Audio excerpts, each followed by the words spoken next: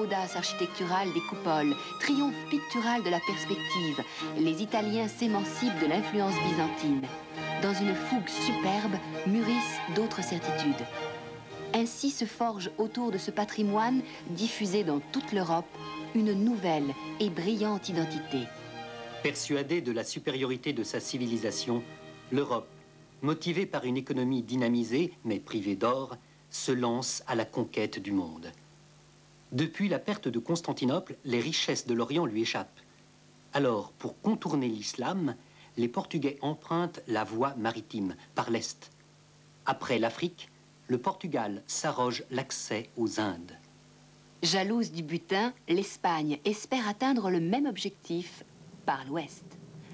Quand la flottille espagnole aborde aux Bahamas, le Génois Christophe Colomb se croit en Asie.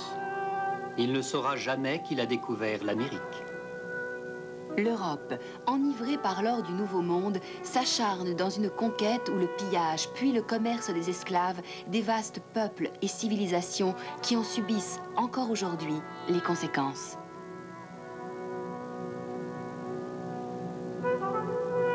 À l'aube du XVIe siècle, l'Europe est encore tout simplement chrétienne. Mais la conquête du monde accentue le développement du capitalisme commercial, le colonialisme, le renforcement des États nationaux. Si l'Occident s'enrichit sans vergogne au détriment des autres continents, il s'embourbe dans des guerres économiques et politiques. Savants et humanistes aussi rêvent d'un nouveau monde. Pour régénérer la pensée et ressourcer l'Église, vient le temps des réformes.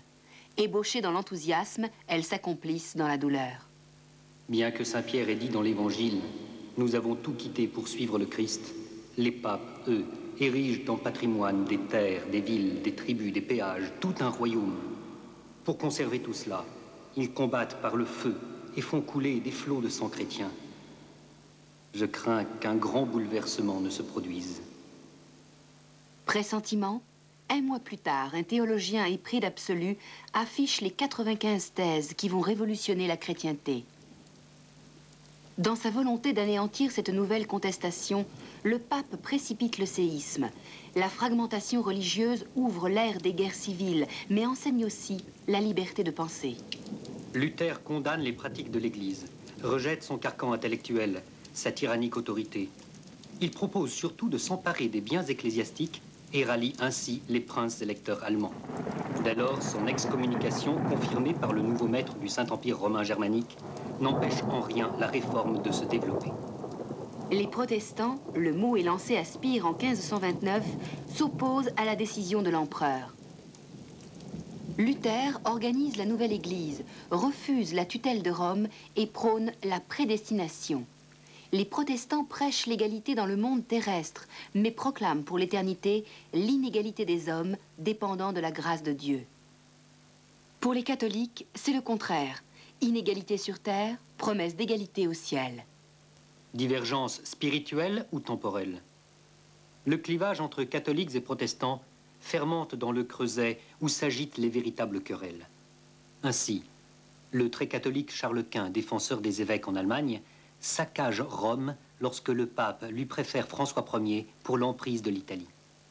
Le tout aussi catholique roi français soutient contre Charles Quint la Ligue protestante, s'allie même au Turc Soliman le Magnifique, au grand scandale de toute la chrétienté. Et quand les paysans allemands, exaltés par l'égalité protestante, se révoltent, Luther lui-même condamne le mouvement et appuie les nobles dans leur répression.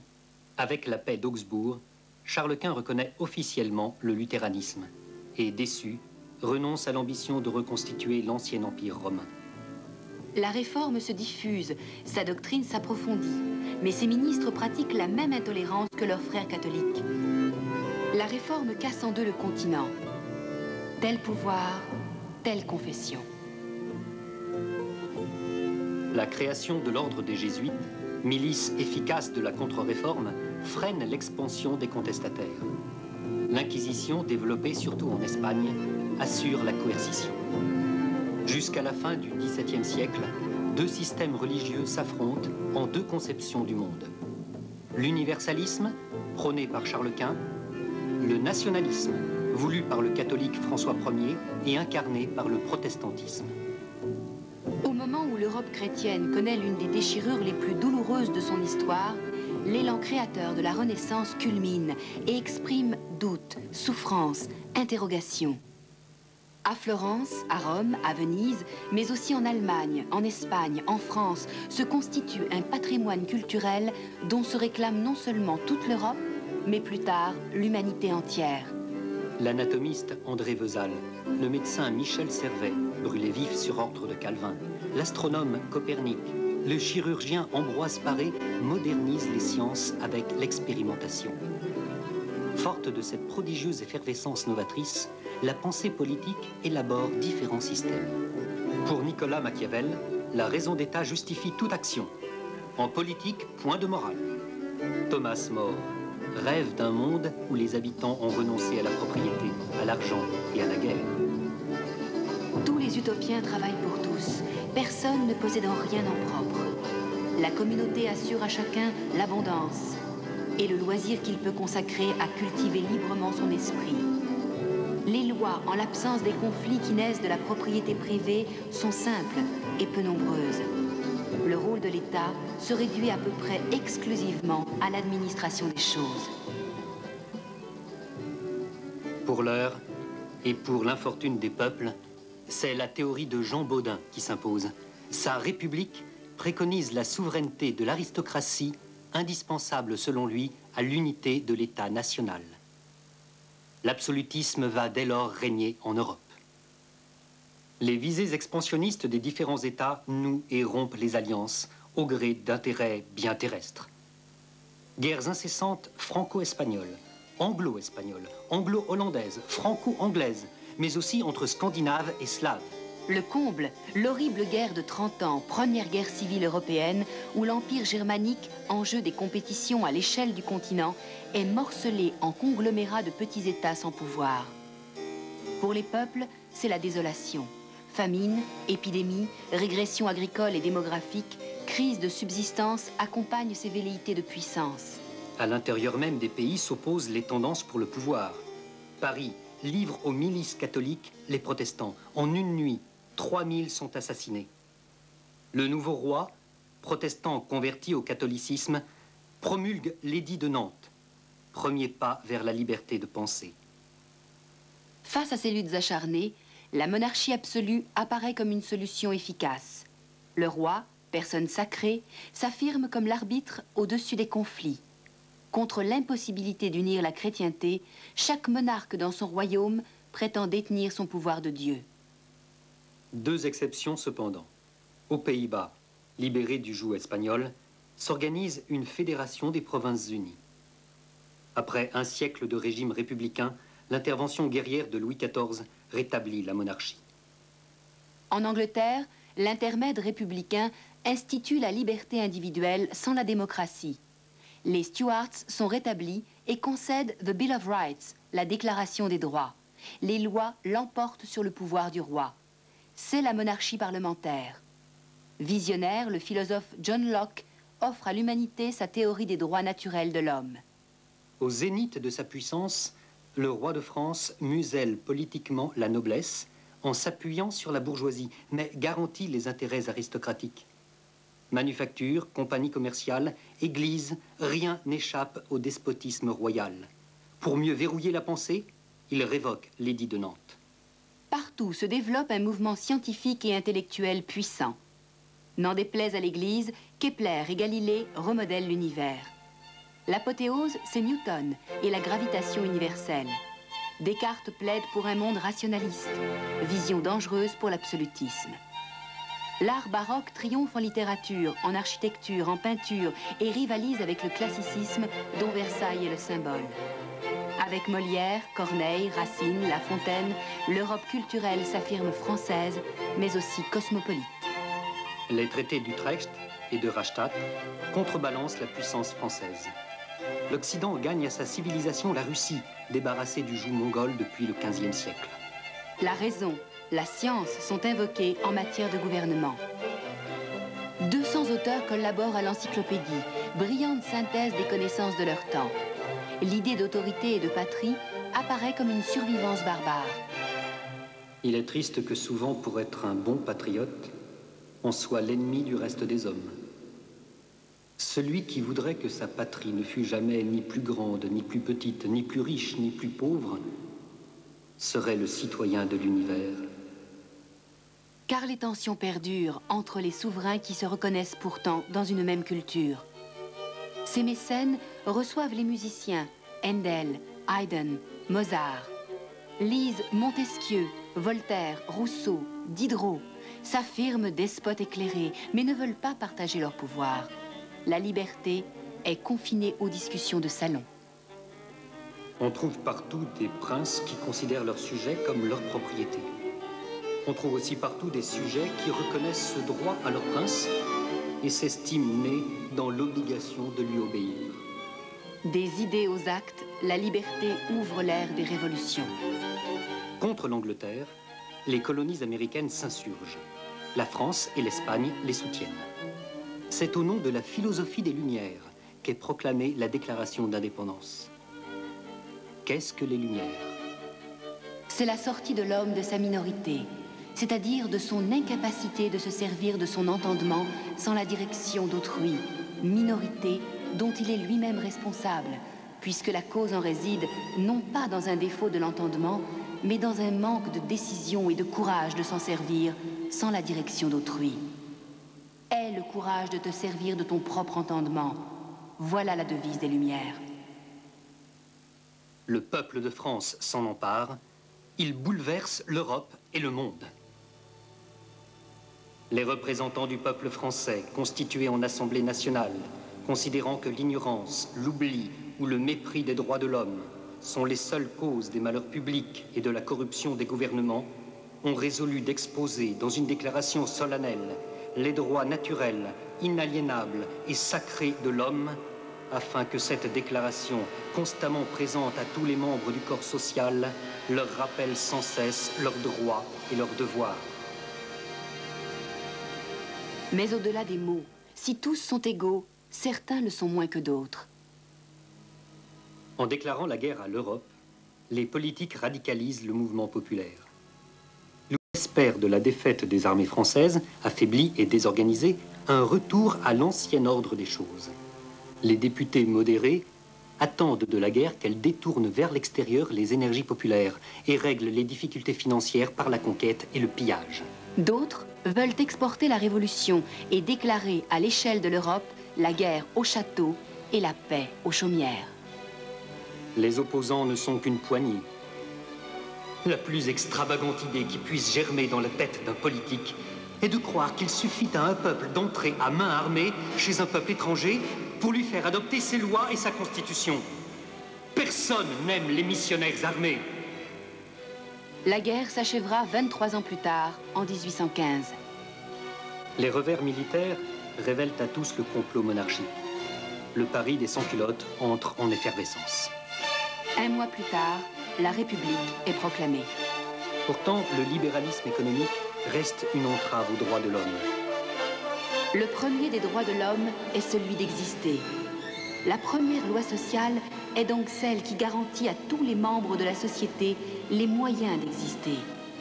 Toutes les autres nécessités sont subordonnées à celle-là. Nul n'a le droit d'entasser des monceaux de blé à côté de son semblable qui meurt de faim. La situation sur tous les fronts s'aggrave.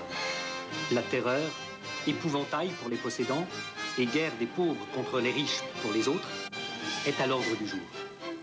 Sa réussite conjure la contre-révolution, mais bâillonne le fougueux mouvement populaire organisé dans les clubs et les sections. La révolution se glace. Après l'élimination de Robespierre, les bourgeois propriétaires assurent leur revanche. Les entraves à la liberté du commerce sont levées. Le peuple est battu, réprimé, muselé. La terreur change de camp, pas la misère. Kant, témoin de l'échec de la première révolution des droits naturels de l'homme, propose une citoyenneté humaine universelle. Le contrat social, constitutif de toute communauté démocratique, doit garantir les autres peuples d'une réciprocité, empêchant toute conquête. L'alliance de la paix s'étendrait ainsi à l'échelle mondiale, jusqu'à créer un État des nations. Le bonheur est une idée neuve en Europe. Illusion? Le 19e siècle redécouvrira les anticipations de la Révolution française. Ces expériences continueront d'inspirer dans la plupart des pays du monde tous ceux qui, d'une façon ou d'une autre, prennent fait et cause pour l'opprimé contre l'oppresseur. Mais déjà, au nom de la Révolution, Bonaparte s'engage dans l'ivresse des conquêtes. Devenu Napoléon Ier, l'usurpateur règne sur la moitié de l'Europe. J'aurais atteint Constantinople et les Indes, j'eusse changé la face du monde. Pourtant, la tentative d'unification européenne par la force déclenche les rancunes et la haine. Les nationalismes y plongent leurs racines, établissant une hiérarchie de valeurs lourde de conséquences. Après Waterloo, le Congrès de Vienne remodèle le visage de l'Europe sur la base des anciennes légitimités.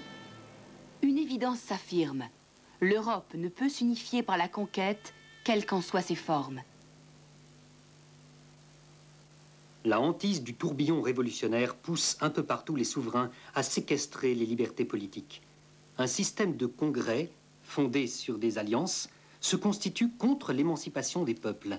Il ne survivra pas au premier réveil de la liberté, mais favorise une importante métamorphose. La révolution industrielle. Commencée dès le XVIIIe siècle en Angleterre, grâce à l'essor de l'industrie textile et lainière qui développe l'élevage des moutons. Les paysans chassés de leurs champs, réduits à la misère, s'entassent dans les villes pour se vendre aux manufactures. Les progrès technologiques décuplent la productivité et engendrent un gigantesque essor de la métallurgie et des transports. Le modèle se répand en Europe et dans le monde. Le marché élargi avec la production de masse diversifie le capitalisme. Commercial, il est aussi industriel et financier. La bourgeoisie concentre entre ses mains tout le pouvoir économique, mais privée du pouvoir politique, s'oppose au régime monarchique. Les classes populaires mécontentes servent pour le coup de feu, mais sont laissées pour compte. À l'issue de la vague révolutionnaire de 1830, l'Europe est coupée en deux. À l'ouest du Rhin, l'emprise des puissances réactionnaires est brisée.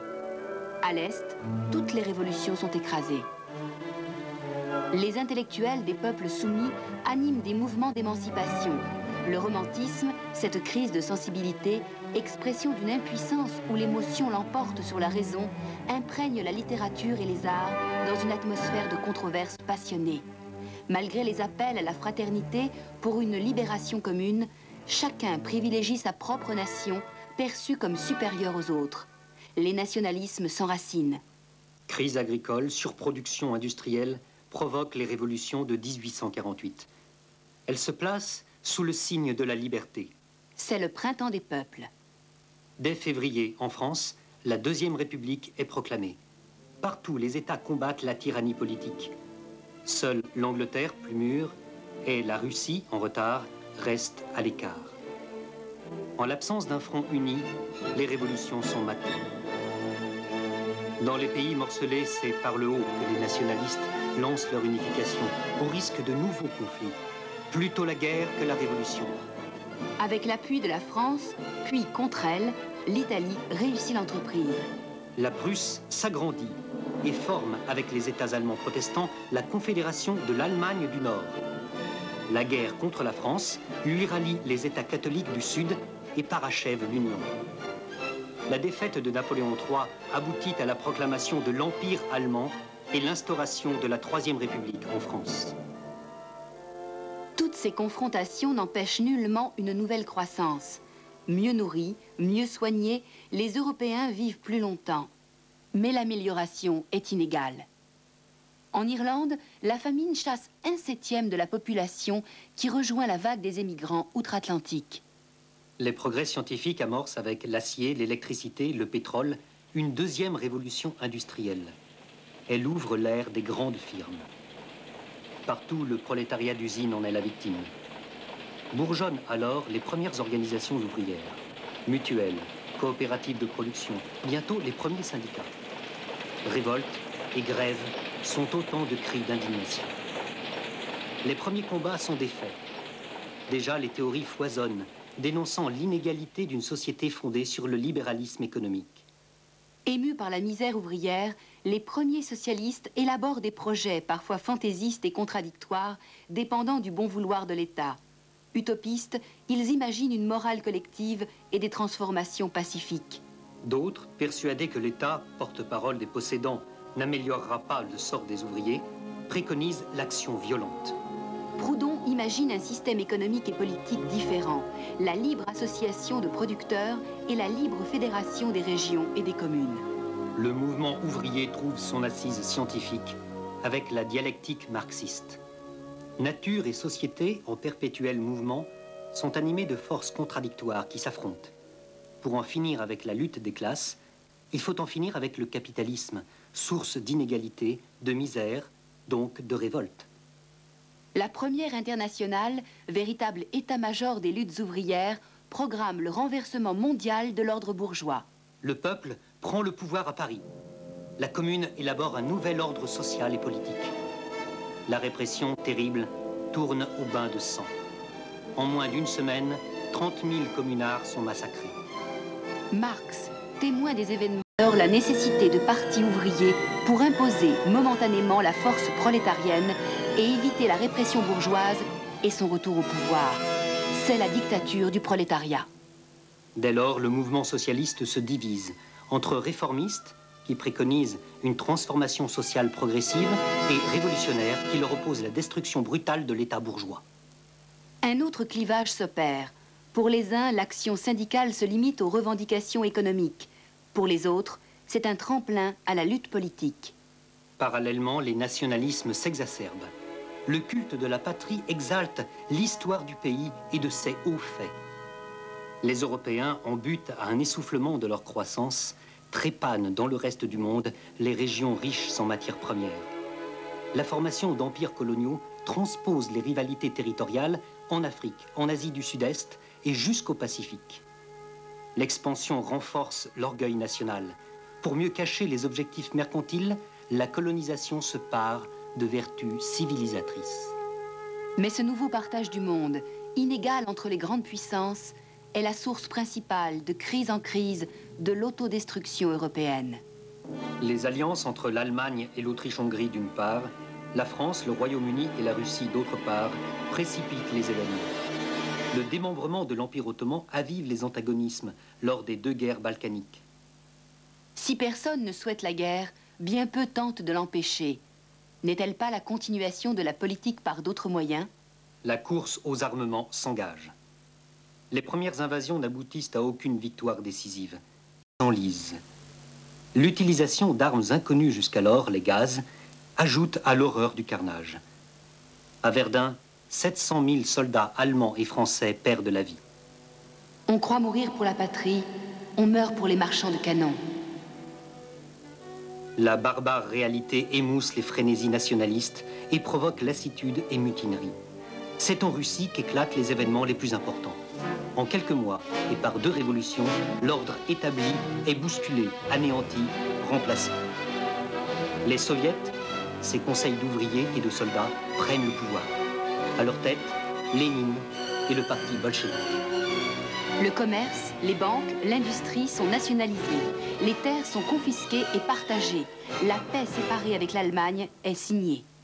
Sur les fronts de l'Ouest, aucun des camps en présence n'est victorieux. C'est avec l'intervention d'une puissance non européenne, les États-Unis, que la guerre enfin s'achève. Le continent délabré s'offre à la domination de Washington et Moscou. Dans le chaos des lendemains de guerre, alors que se multiplient les mouvements révolutionnaires, un nouvel ordre européen et mondial est dicté par les vainqueurs. On crée ou on remodèle de nouveaux États en dépit des aspirations populaires. Les modalités de paix sont les ferments des prochains conflits. La Société des Nations, organisme d'arbitrage entre les États membres, affiche son insuffisance. L'Italie, victorieuse mais frustrée, galvanise son nationalisme. Par peur du communisme et face à l'impuissance de sa démocratie parlementaire, le pays se hasarde au fascisme. L'Union des républiques socialistes soviétiques remplace la vieille Russie. Le communisme suscite dans toute l'Europe de grands espoirs. Mais partout, l'élan révolutionnaire est brisé. L'URSS seule espère une prochaine vague révolutionnaire. Les forces populaires exsangues s'en remettent au parti bolchevique bureaucratisé. La mort de Lénine ouvre une véritable crise de succession. Contre la révolution permanente de Trotsky et à l'opposé de la doctrine marxiste, Staline décrète le socialisme dans un seul pays et instaure une dictature personnelle. Le communisme sabordé n'est plus qu'un mot vide de sens. Les Curie et Einstein bouleversent les règles de la physique. Art abstrait, surréalisme illustrent les nouveaux défis qui bousculent cette Europe vacillante. Les intérêts des États-Unis en Europe propagent les conséquences du krach boursier américain sur l'ensemble du continent. Les tentations extrémistes se multiplient. Profitant du chaos économique et social de l'Allemagne, un arriviste sans scrupules ravive les nostalgies et les rancœurs et désigne un bouc émissaire, les Juifs. Le puissant mouvement ouvrier et syndical, muselé par les contradictions staliniennes, facilite la victoire d'Hitler aux élections. Il est nommé chancelier. L'horizon européen s'assombrit alors d'une troisième guerre civile. Ce n'est plus qu'une question de temps. En France, contre la crise, la politique d'union l'emporte. Le Front populaire, sous la pression de la grève générale, lâche d'importantes concessions. Franco, en Espagne, dirige un soulèvement militaire contre le gouvernement républicain. La France et l'Angleterre refusent d'aider la République assiégée, alors que l'Italie fasciste et l'Allemagne nazie envoient armes et munitions. Sous les yeux des brigades internationales, organisées par le mouvement ouvrier, le bombardement de Guernica par l'aviation allemande marque le premier acte de la Deuxième Guerre mondiale. Les reculades de Munich et le pacte germano-soviétique favorisent le plan hitlérien. Après l'annexion de l'Autriche et le dépeçage de la Tchécoslovaquie, la Wehrmacht attaque la Pologne. L'Allemagne et l'URSS stalinienne se partagent la dépouille. Acculés, l'Angleterre et la France déclarent la guerre à l'Allemagne. Hitler envahit la France, qui demande l'armistice. Deux politiques s'affrontent. Vichy organise la collaboration et mise sur la victoire de l'Allemagne. La résistance œuvre à sa défaite. Après l'attaque de l'URSS par Hitler, le Parti communiste mobilise ses troupes dans une croisade de la liberté contre la dictature. Leur ralliement aux résistants de la première heure assure au mouvement son assise populaire. Quand le Japon, allié des nazis, attaque la flotte américaine à Pearl Harbor, la guerre se mondialise. Les États-Unis lancent toutes leurs forces dans la bataille. Sur le front de l'Est, toute la population, pourtant mécontente du régime stalinien, participe activement à la défaite allemande. C'est le tournant de la guerre. Initiée dans l'horreur, elle se termine en vision d'apocalypse. 60 millions de morts, 6 millions de juifs exterminés par la folie raciste. Nous autres civilisations savons que nous sommes mortels. Les superpuissances, cartes en main, décident du sort d'une Europe détruite, divisée, dominée. Les États-Unis assurent le relèvement économique de l'Europe occidentale, mais consolident leur position dominante. Alors que Jean Monnet préconise l'unité européenne, les tensions entre les deux principaux vainqueurs divisent le monde en blocs antagonistes. C'est la guerre froide, influence américaine à l'ouest, soviétique à l'est.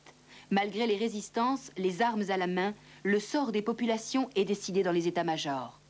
Un rideau de fer s'est abattu sur l'Europe, cisaillant l'Allemagne et bat la France, sa capitale historique. Tandis que l'Europe se heurte à ses empires coloniaux, le monde se désespère dans l'équilibre de la terreur. Le modèle stalinien, malgré la mort du dictateur, impose un bloc de l'Est uni. Les tentatives de libération sont violemment réprimées. L'Europe occidentale relance son économie et adopte la société de consommation. Elle se reconstruit une vitalité.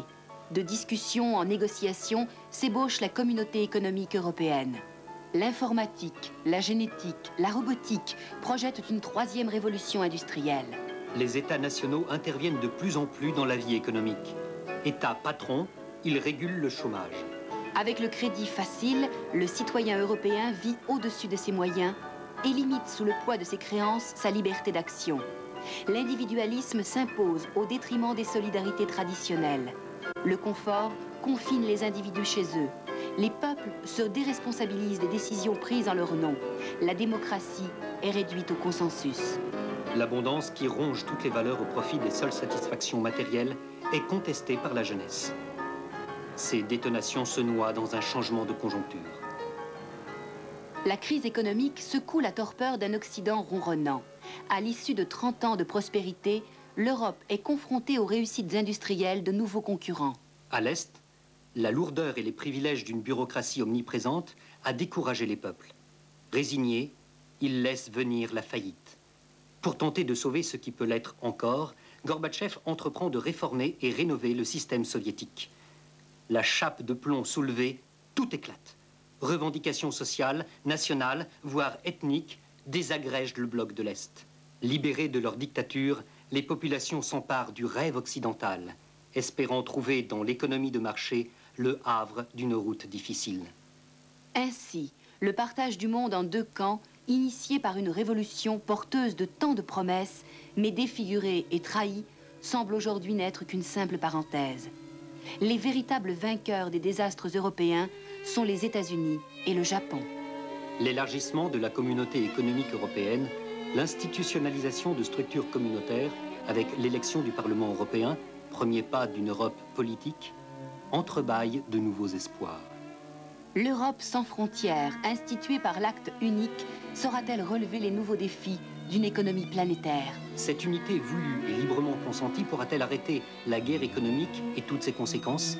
Évitera-t-elle les explosions sociales et les confrontations entre riches et pauvres, en Europe même, comme dans le reste du monde? Face aux difficultés, l'Europe agit encore souvent en ordre dispersé. Elle glace désir et impatience dans une attente frileuse où chaque citoyen s'enferme. Si le passé ne saurait être changé, l'avenir reste libre et dépend de tous. Après 5000 ans de déchirement, de guerre, de haine, la civilisation occidentale des arts, de l'esprit, des religions, des philosophies, des sciences, décidera-t-elle de retrouver les enthousiasmes et les idéaux qui l'ont forgée? Ou tournera-t-elle le dos à la fraternité des peuples, avec pour seule ambition de sauver sa peau, au risque de se perdre à nouveau? Europe agressive, Europe des ambitions désuètes, Europe livrée aux maléfices d'un jeu de balance aux composantes changeantes? Ou Europe de la solidarité, riche de ses diversités régionales, nationales et de son harmonie universelle? Il nous faut apprendre à vivre ensemble comme des frères, sinon nous allons mourir ensemble comme des idiots.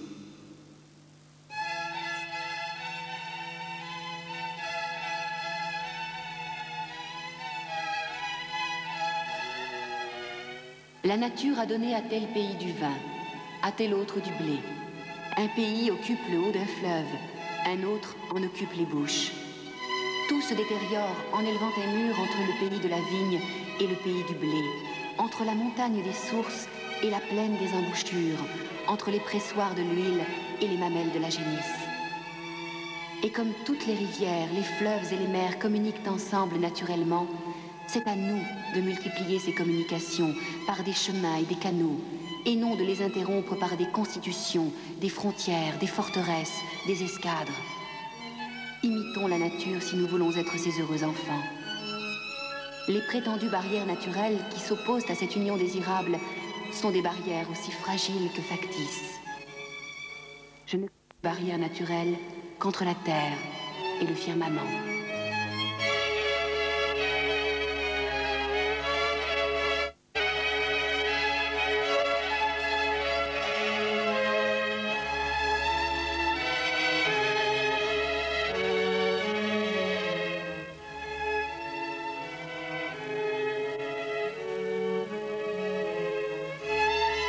Que le Hobbit pouvait